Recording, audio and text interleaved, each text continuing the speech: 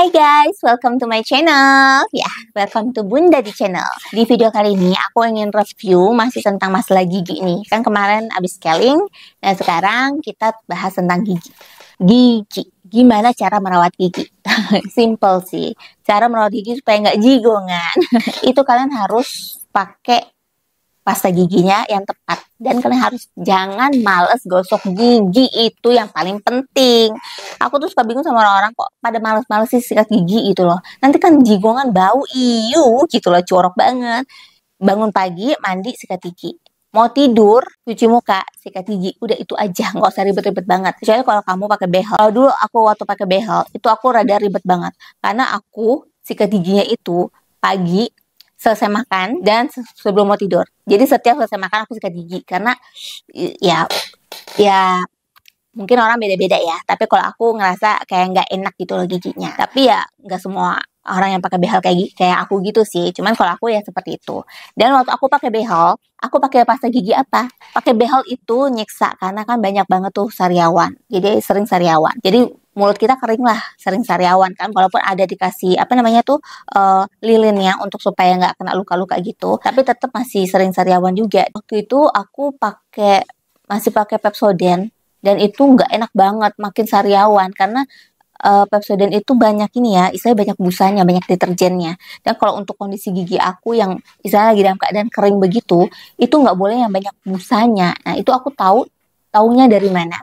Jadi waktu pas tahun 2000 berapa ya, aku lupa. Pokoknya tahun 2010 ke bawah, aku sempet jalan-jalan ke pabrik enzim guys. Jadi aku sama grup arisannya mama, kita jalan-jalan ke pabrik enzim. Nah di pabrik enzim itulah kita liatin prosesnya segala macam kan. Nah terus di situ aku curhat gitu kan. Aku tuh sering banget sariawan, nggak gara pakai behel ini, jadi sering banget sariawan, nggak enak gini. Nah terus sama orangnya, oh kamu sering sariawan, pakai yang ini. Dia kasih inilah enzim kolostrum. Nah, aku kan bingung apaan nih enzim kolostrum. Enzim ini untuk memberikan kelembapan pada mulut kering, untuk yang bermasalah dengan sariawannya. Karena kolostrum itu apa namanya? Apa sih namanya tuh? Kolostrum itu yang bagus lah untuk ini nih, untuk gigi kita, untuk gusi kita, terutama yang bermasalah gitu kan. Akhirnya aku pakai dan emang bener sih, sariawan aku tuh berkurang jauh banget. Jadi ternyata emang itu ngelembapin. Jadi salah satu penyebab sariawan itu ya kering gitu kan. Ya kering karena ada behel kan, kita jadi malas makan, malas minum ya gitulah. Semenjak aku pakai ini, waktu pas aku behelan itu aku jadi jarang sariawan. Walaupun ada aja sariawannya, karena kan itu ada besi di dalam gigi kita ya, dan kadang suka ketarik gitu loh sama sama kulit mulut kita gitu. Nah, akhirnya semenjak tahun 2000-an itu aku selalu pakai ini guys, enzim kolostrum. Kadang kalau aku lagi bosen atau aku belum sempat beli, baru aku ganti sama sama Kodomo.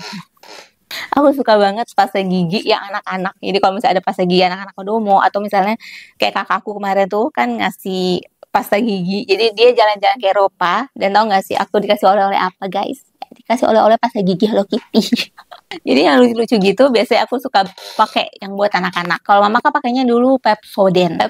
Dia tuh nggak berubah tuh, nggak pindah ke enzim, dia tetap Pepsodent. Jadi yang pakai enzim waktu itu cuma aku doang. Tapi mama udah pakai enzim sekarang. Kenapa? Nah ini guys, jadi tahun lalu mama tuh berdarah mulu mulutnya. Setiap dia sikat gigi itu berdarah terus. Terus aku bilang, om jangan pakai Pepsodent kali mah. Mungkin mulut mama tuh kering, jadinya kok pakai Pepsodent tambah kering kan, itu kebanyakan deterjen. Aku bilang, kakak aku kan berpulang dari Korea, dia beli pasta gigi dari Korea tuh bagus banget, dia bilang kan. Emang bagus sih, aku juga cobain. Terus mama cobain juga, disuruh lah mama pakai itu.